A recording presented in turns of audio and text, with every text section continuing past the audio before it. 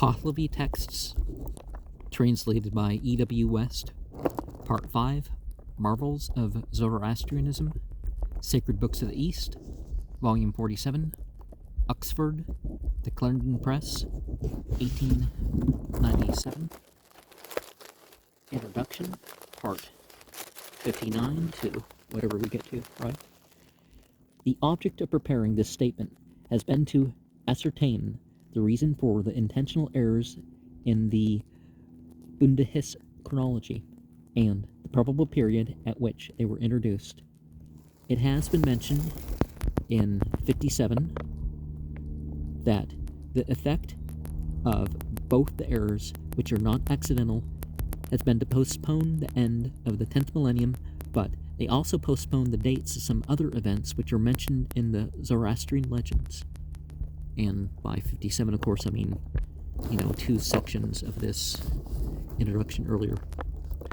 Thus, we are told in Dean Card 7, Chapter 7, Verse 9, that benignantness arises after the year of religion 400, which is postponed by the errors from BCE 231 to 78. But both of these times seem to have been equally unpropitious to the Zoroastrians.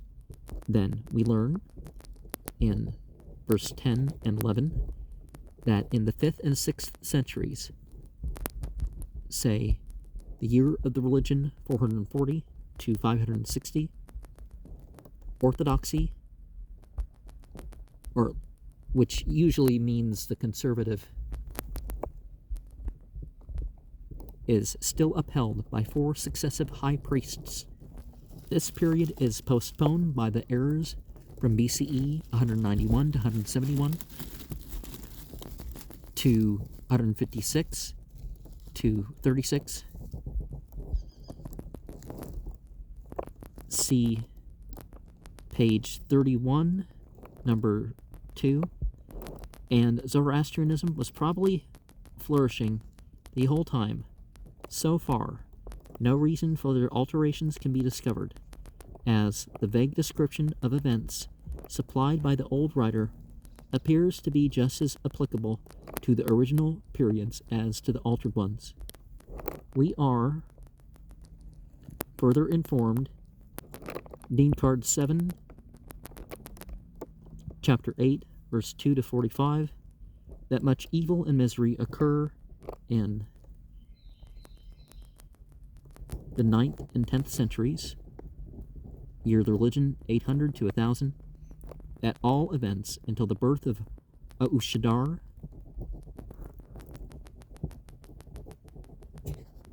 verses 55 to 57, in the year of religion 971, and such events as war, invasion, fall of monarchy, oppression, persecution, infidelity, and apostasy are mentioned. Ushadar confers with the archangels in the year of the religion 1001, verses 58 to 60, and the evils afterwards pass away till the year of the religion 1400 to 1500. Same source, chapter 9, verse 3, when frightful winters occur. The evil period, year of the religion 800 to 971, was originally that of Shapuhar II, but the Bundahis postpones this period to 451 to 460 of the Common Era, or from the time of the Armenian Revolt in the reign of Yezdakard II to that of the first total defeat of the Persian army by the Arabs near Luqar in the reign of Khusro II. The evil times were probably expected to continue till the end of the millennium or later, as in the case of Zarathustra himself, for Aushadar does not go to his conference till the year of the religion 1001, and might not be expected to begin to preach until the year of the religion 1011. These dates originally 371 to 381 of the Common Era, comprising the remainder of the reign of Shapuhar II, would be altered by the Bundahis to 636 to 645, a period which includes the last two great battles with the Arabs that decided the downfall of the Sasanian dynasty.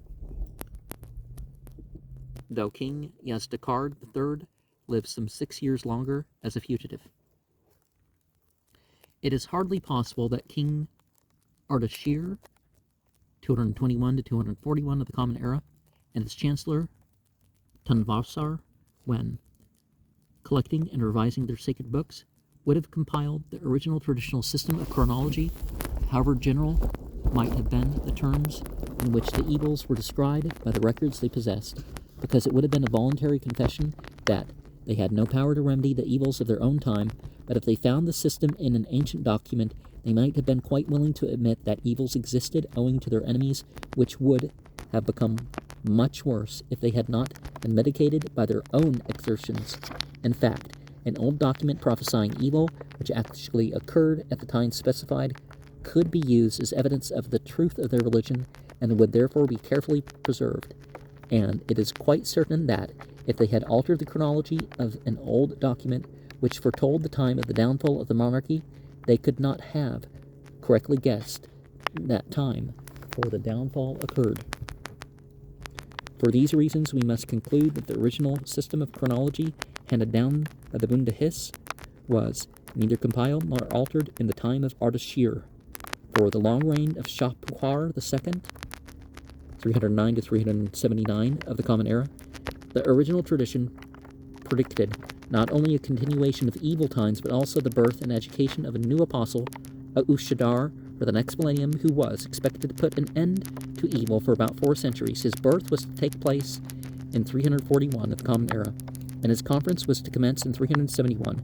These dates are so well defined that, if we could discover any important religious teacher to whom they could refer, we might be justified in believing that the original chronology was compiled in this time.